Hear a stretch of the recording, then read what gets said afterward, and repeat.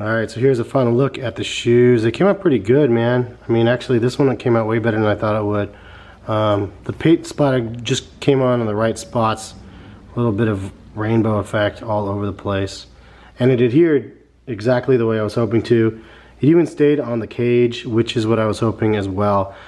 Because this looks like it's perforated, but it's actually not. So because of that, I thought, well, I think that it's actually something that could work. So I'm glad it did, and that's the end results.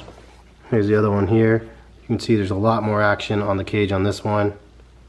And it's cool because it kind of just fades up into it like it's supposed to be together. Little black and orange speckles here. and that's it. So this one came out really good, man. I'm glad that it did, because I just bought these brand new.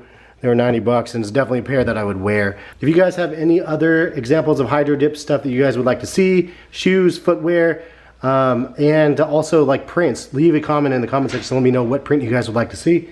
And that is all we have. Thanks for stopping by and watching, and we'll catch you guys in some more videos later. Peace.